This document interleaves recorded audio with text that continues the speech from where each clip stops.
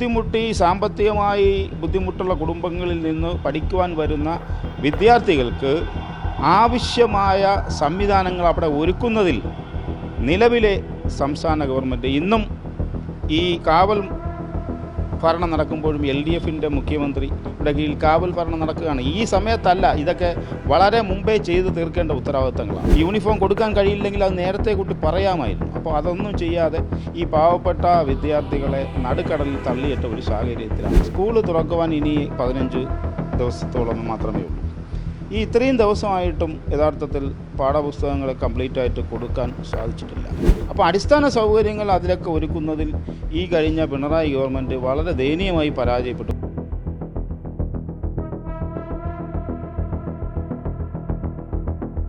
നമസ്കാരം.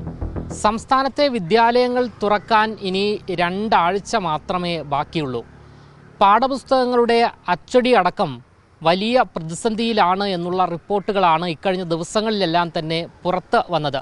അതേസമയം തന്നെ വിദ്യാലയങ്ങളിലുള്ള യൂണിഫോമിൻ്റെ സാഹചര്യവും സമാനമായ രീതിയിലാണ് എന്നുള്ള റിപ്പോർട്ടുകളും നമുക്ക് ലഭിക്കുകയാണ്. അതായത് ഈ യൂണിഫോമുകൾക്ക് വേണ്ട ഫണ്ടുകളോ മറ്റ് കാര്യങ്ങളോ അതിനുള്ള തീരുമാനങ്ങളോ ഒന്നും തന്നെ സംസ്ഥാന സർക്കാരിൻ്റെ ഭാഗത്തു നിന്നും ഉണ്ടായിട്ടില്ല എന്നുള്ളതാണ്. അതായത് മുൻപ് ആരായിരുന്നോ സർക്കാർ, ആ സർക്കാർ ഇതൊന്നും തന്നെ നടപ്പിലാക്കുകയോ അല്ലെങ്കിൽ അതിനുള്ള തീരുമാനം അടുത്ത അധ്യയന വർഷത്തേക്കുള്ള തീരുമാനങ്ങളൊന്നും തന്നെ എടുത്തിട്ടില്ല എന്നുള്ളതാണ് യാഥാർത്ഥ്യം. ഇതെല്ലാം തന്നെ വരുന്ന അധ്യയന വർഷത്തിൽ വിദ്യാർത്ഥികളെ അടക്കം വളരെ വലിയ രീതിയിൽ ബാധിക്കും എന്നുള്ളതാണ്. ഈ ഒരു വിഷയത്തിൽ ഇന്ന് മറുനാടിനോട് പ്രതികരിക്കുകയാണ് പൊതുപ്രവർത്തകനായ ശ്രീകാര്യം ശ്രീകുമാർ. നമ്മുടെ സംസ്ഥാനത്തെ ആയിരക്കണക്കിന് സർക്കാർ വിദ്യാലയങ്ങൾ, ഈ വിദ്യാലയങ്ങളിലെല്ലാം തന്നെ വിദ്യാഭ്യാസ അവകാശ നിയമം നിലനിൽക്കുന്നുണ്ട്. ആ വിദ്യാഭ്യാസ അവകാശ നിയമത്തിൽ പറയുന്നത് പഠിക്കാൻ വരുന്ന വിദ്യാർത്ഥിനികൾക്ക് അവർക്ക് വസ്ത്രം, ഭക്ഷണം, പാഠപുസ്തകങ്ങൾ ഇവയെല്ലാം തന്നെ സംസ്ഥാന ഗവൺമെൻറ് സൗജന്യമായി നൽകുന്നു എന്നുള്ളതാണ് വിദ്യാഭ്യാസ അവകാശത്തിലെ ഏറ്റവും പ്രധാനപ്പെട്ട ഒരു കാര്യം. നിരവധിയായ അവകാശങ്ങൾ അതിനകത്തുണ്ട്. പക്ഷേ വളരെ ദുഃഖകരമായ ഒരു കാര്യമെന്ന് പറയുന്നത് സ്കൂൾ തുറക്കുവാൻ ഇനി 15 ദിവസത്തോളം മാത്രമേ ഉള്ളൂ.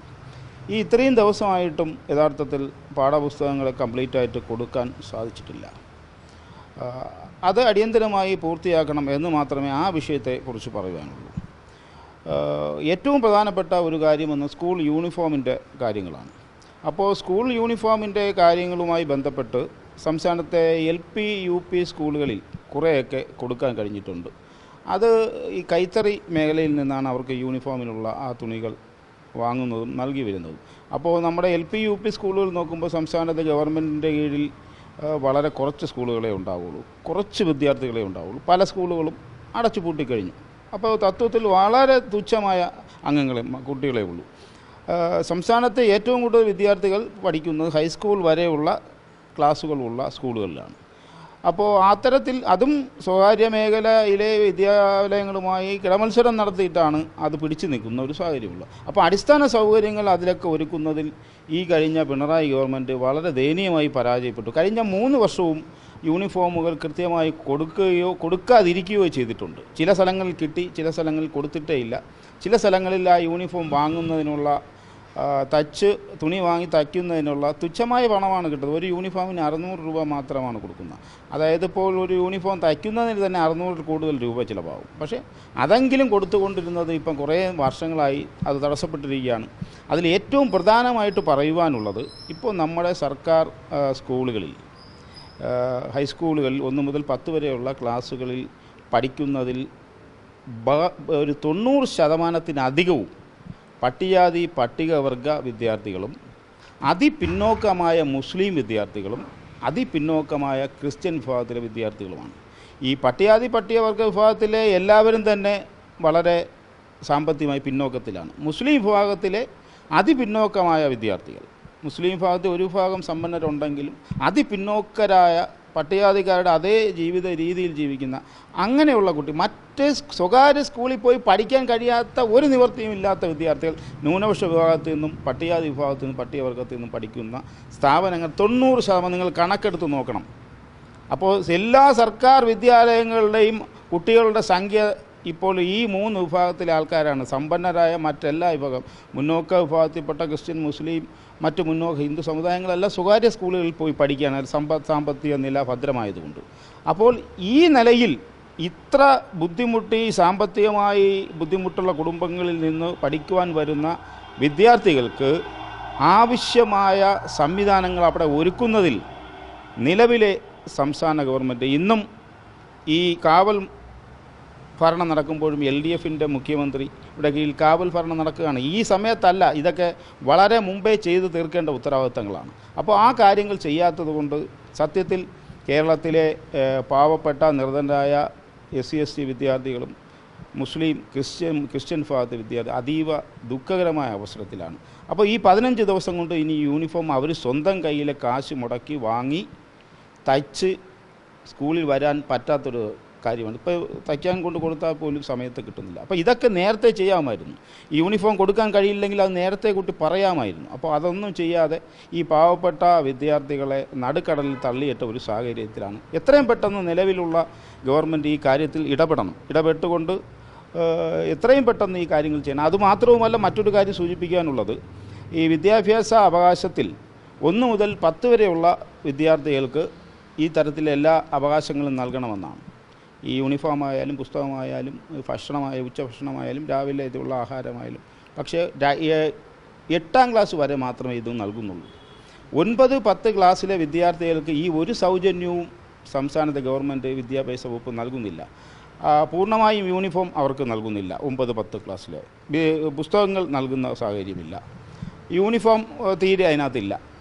അപ്പോൾ യൂണിഫോം ഒഴിവാക്കിയിട്ട് ഉച്ചഭക്ഷണം അവർക്ക് നിലവിൽ കൊടുക്കുന്നത് 1 മുതൽ 8 വരെയുള്ള വിദ്യാർത്ഥികളുടെ ആ പണത്തിൽ നിന്ന് എങ്ങനെയെങ്കിലും തട്ടിയും മുട്ടിയുമാണ് ഈ വിദ്യാർത്ഥികൾക്ക് സ്കൂളുകളിൽ ഭക്ഷണം നൽകുന്നത്. അപ്പോൾ ആ തരത്തിലുള്ള വലിയ ഗുരുതരമായ വീഴ്ചകൾ കഴിഞ്ഞ ഈ 5 വർഷത്തെ ഗവൺമെൻറ്റിൻ്റെ ഭാഗത്തു നിന്ന് ഉണ്ടായിട്ടുണ്ട്. അത് എത്രയും പെട്ടെന്ന് പരിഹരിക്കാൻ തയ്യാറാവണം. കാര്യം സ്കൂൾ തുറക്കുന്ന 5-ാം തീയതിയോടുകൂടി എല്ലാ സ്കൂളുകളും തുറക്കുകയാണ്. ഈ യൂണിഫോം ഇല്ലാതെ ചില സ്കൂളുകളിലൊക്കെ പുതിയ യൂണിഫോം ആക്കി കഴിഞ്ഞു, പഴയ കളർ മാറ്റി പുതിയ, ആ തരത്തിൽ വലിയൊരു ചതി കൂടി അതിനകത്ത് സംഭവിച്ചിട്ടുണ്ട്. അപ്പോൾ സംസ്ഥാനത്തെ 1 മുതൽ 10 വരെയുള്ള സ്കൂളുകളിൽ പഠിക്കുന്ന 90% നിർധനരായ വിദ്യാർത്ഥികൾക്കും ഒരു നിവൃത്തിയുമില്ലാതെ പോവുകയാണ്. അതോടൊപ്പം 8, 9 ക്ലാസ്സുകളിലെ വിദ്യാർത്ഥികൾക്കും കൂടി ഈ ഭക്ഷണം നൽകുന്നതിന് പണം അനുവദിക്കണം. ഇപ്പോൾ 8 വരെയുള്ള കുട്ടികൾക്ക് പണം അനുവദിക്കുന്നുള്ളൂ. ഈ 8 വരെയുള്ള കുട്ടികളുടെ ആ പണം ഉപയോഗിച്ച് 2 ക്ലാസ്സുകളിൽ കൂടി കൊടുക്കുകയാണ്. അപ്പോൾ ആവശ്യത്തിന് അവർക്ക് നല്ല ഭക്ഷണം കിട്ടാത്ത സാഹചര്യമുണ്ട്. നേരത്തെ പറഞ്ഞ ക്വാണ്ടിറ്റികളിൽ നിന്നും ഗുണനിലവാരമുള്ളതിൽ നിന്നും കുറയ്ക്കുകയാണ്. അതുകൊണ്ട് പുതിയ ഗവൺമെൻറ്റും അത് ഗൗരവമായിട്ട് കാണണം എന്ന് മാത്രമല്ല, ഈ നിലവിലിപ്പോൾ ഉള്ള കാവൽ മന്ത്രിസഭ ഇതിൽ എത്രയും പെട്ടെന്നൊരു തീരുമാനം പണം അനുവദിക്കുന്നതിന് വേണ്ടി നൽകണം എന്നുള്ളതാണ് ഈ അവസരത്തിൽ പറയുവാനുള്ളത്. പക്ഷേ ഇക്കഴിഞ്ഞ ദിവസം വിദ്യാഭ്യാസ മന്ത്രിയായിരുന്ന V. ശിവൻകുട്ടി സ്കൂളിലേക്ക് പോകാൻ പോകുന്ന വിദ്യാർത്ഥികൾക്ക് ആശംസ അർപ്പിച്ചുകൊണ്ട് ഒരു ഫേസ്ബുക്ക് കുറിപ്പിട്ടിരുന്നു. തീർച്ചയായിട്ടും ഒരു മന്ത്രി ആശംസ അർപ്പിക്കുന്നതിൽ ഒരു തെറ്റുമില്ല. പക്ഷേ ആശംസ മാത്രമേ ഉള്ളൂ എന്നുള്ള ഒരു യാഥാർത്ഥ്യമുണ്ട്. ബഹുമാനപ്പെട്ട നിലവിലെ വിദ്യാഭ്യാസ മന്ത്രി ബഹുമാനപ്പെട്ട ശിവൻകുട്ടി, അദ്ദേഹം വളരെ നല്ല രീതിയിൽ പ്രവർത്തിക്കുന്ന ഒരാളായിരുന്നെങ്കിലും സ്കൂളുകളുടെ പ്രവർത്തനങ്ങൾ യഥാർത്ഥ ആ നല്ല നിലയിൽ വന്നില്ല. കഴിഞ്ഞ ഈ 5 വർഷവും ഈ യൂണിഫോമിൻ്റെ ഫണ്ടായാലും മറ്റു എല്ലാ ഫണ്ടുകളും 3-4 വർഷമായി കുടിശ്ശിക കിടക്കുകയാണ്. അപ്പോൾ ആ തരത്തിലുള്ള എന്തുകൊണ്ടാണ് അങ്ങനെ ഒരു ബുദ്ധിമുട്ടുണ്ടായത്? വിദ്യാഭ്യാസ വകുപ്പിൽ പ്രത്യേകിച്ചും ഇവിടുത്തെ വൻകിട ഹൈടെക് വിദ്യാഭ്യാസ സ്വകാര്യ സ്ഥാപനങ്ങളുമായിട്ട് നമ്മുടെ കുട്ടികൾ കിടപിടിച്ചും മത്സരിച്ചാണ് പഠിക്കുന്നത്. പക്ഷേ അടിസ്ഥാന സൗകര്യങ്ങൾ ഇവർക്ക് കിട്ടാതെ, എന്നിട്ടും മികച്ച വിജയം നേടാൻ നമ്മുടെ വിദ്യാർത്ഥികൾക്ക് പറ്റി. അപ്പോൾ അവർക്ക് വേണ്ട കുറേയൊക്കെ സ്കൂളുകളിൽ സ്മാർട്ട് ക്ലാസ്സുകളൊക്കെ ആരംഭിച്ചെങ്കിലും ഒത്തിരി അടിസ്ഥാന സൗകര്യങ്ങൾ ബഹുമാനപ്പെട്ട വിദ്യാഭ്യാസ മന്ത്രി ശ്രീ ശിവൻകുട്ടി അദ്ദേഹം ചെയ്യുവാൻ ഇനിയും മിച്ചമുണ്ട്. ഇനിയും അദ്ദേഹത്തിന് ഇനി സമയമില്ല. ഇനി ഒരു ദിവസം നേരെ ഇരുട്ടി വെളുക്കുമ്പോൾ പുതിയ വിദ്യാഭ്യാസ മന്ത്രി വരും. പക്ഷേ നിലവിലുള്ള അപാകത പരിഹരിക്കുന്നതിന് അടിയന്തരമായി നടപടി സ്വീകരിക്കണം. പുതിയ മന്ത്രി വരുമ്പോൾ ഇതിനെ സംബന്ധിച്ച് വിശദമായി തന്നെ ഒരു കത്ത് നൽകുന്നുണ്ട്. പിന്നെ യൂണിഫോമുമായി ബന്ധപ്പെട്ട് നിരവധി വിദ്യാലയങ്ങൾക്ക് കുടിശ്ശിക, ഈ ഫണ്ട് കൊടുക്കാതിരുന്നിട്ടുണ്ട് എന്നുള്ളൊരു ആരോപണമുണ്ട്. അതെന്തുകൊണ്ടാണ് ഇത്തരത്തിൽ ഫണ്ട് കൊടുക്കാൻ സാധിക്കാത്തത് എന്നുള്ളതാണ്. അത് തീർച്ചയായിട്ടും സംസ്ഥാന ഗവൺമെൻറ്റിൻ്റെ സാമ്പത്തിക ശേഷി ഏത് തരത്തിലാണ് എന്ന് ബഹുമാനപ്പെട്ട മുൻ മുഖ്യമന്ത്രി ശ്രീ AK ആൻ്റണി സാറും നിയുക്ത മന്ത്രിയും മുഖ്യമന്ത്രിയും കഴിഞ്ഞ ദിവസങ്ങളിൽ പറഞ്ഞു. ഏകദേശം കാലിയായ ഒരു ഖജനാവ് കൈമാറിക്കൊണ്ടാണ് ദൂർത്തായിരുന്നില്ലേ? കഴിഞ്ഞ ഒരു ഗവൺമെൻറ് ഇലക്ഷന് തൊട്ട് മുമ്പ് PR വർക്കിന് വേണ്ടി മാത്രം കോടിക്കണക്കിന് രൂപ ചിലവഴിച്ചു. ഈ നമുക്കറിയാം കേരളത്തിൽ അങ്ങോളം ഹോർഡിങ്സുകൾ കോടിക്കണക്കിന് രൂപ.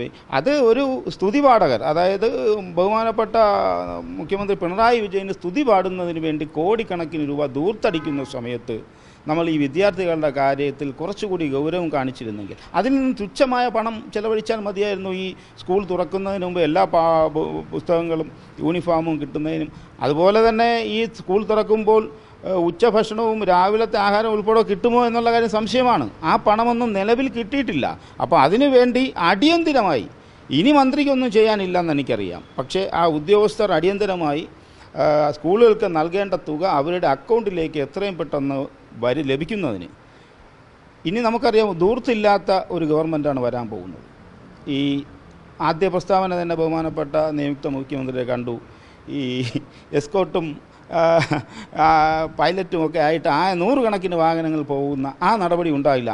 അതുതന്നെ വരാൻ പോകുന്ന ഗവൺമെൻറ്റിൻ്റെ ദിശാബോധം കാണിക്കുന്ന ഒരു തീരുമാനമാണ്. ഇനിയുള്ള നാളുകളിൽ നമുക്ക് ഈ സർക്കാർ വിദ്യാലയങ്ങളായാലും മറ്റേത് കാര്യങ്ങൾക്കും ഈ സുഗമമായ കാര്യങ്ങൾ നടക്കുന്നതിന് പിന്നെ പരമാവധി ദുർച്ചിലവുകൾ അവസാനിപ്പിച്ചുകൊണ്ട് നല്ലൊരു ഗവൺമെൻറ് വരും എന്നുള്ളൊരു പ്രതീക്ഷ ഞങ്ങൾക്കുണ്ട്. എന്തായാലും വിദ്യാഭ്യാസ വകുപ്പിലെ ഈ പോരായ്മകൾ അടിയന്തരമായി പരിഹരിക്കണം എന്നാണ് ആവശ്യപ്പെടുന്നത്. എന്തായാലും നമുക്ക് ലഭിക്കുന്ന വിവരങ്ങളുടെ അടിസ്ഥാനത്തിൽ മുൻപ് ഈ യൂണിഫോം വിതരണവുമായി ബന്ധപ്പെട്ടുള്ള ഫണ്ട് പല വിദ്യാലയങ്ങൾക്കും നൽകിയിട്ടില്ല എന്നുള്ളതാണ്. ആ കാര്യത്തിൽ വരെ കുടിശ്ശിക സംഭവിച്ചിട്ടുണ്ട് എന്നാണ് മനസ്സിലാക്കാൻ സാധിക്കുന്നത്.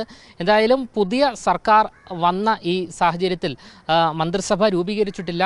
നമ്മൾ ഈ വാർത്ത പുറത്ത് വിടുന്നതിന് മുൻപ് ചിലപ്പോൾ മന്ത്രിസഭ രൂപീകരിച്ചേക്കാം. എന്തായാലും പുതിയ വിദ്യാഭ്യാസ മന്ത്രി അല്ലെങ്കിൽ സർക്കാർ വരുന്ന ഈ സാഹചര്യത്തിൽ പെട്ടെന്ന് തന്നെ ഈ ഒരു നടപടിക്രമം, അതായത് പാഠപുസ്തകങ്ങളുടെ അച്ചടി ഉൾപ്പെടെയുള്ള യൂണിഫോമിൻ്റെ കാര്യത്തിൽ ഉൾപ്പെടെ ഉടൻ തന്നെ അടിയന്തരമായി നടപടി സ്വീകരിച്ചില്ല എങ്കിൽ ഈ വിദ്യാഭ്യാസ മേഖല വളരെ വലിയ പ്രതിസന്ധിയിലൂടെ കടന്നു പോയേക്കാം എന്നുള്ള സൂചനയാണ് നമുക്കിതിലൂടെ ലഭ്യമാകുന്നത്. ക്യാമറമാൻ ആഷിക്കിനൊപ്പം അമൽ രുദ്ര, മറുനാടൻ മലയാളി, തിരുവനന്തപുരം.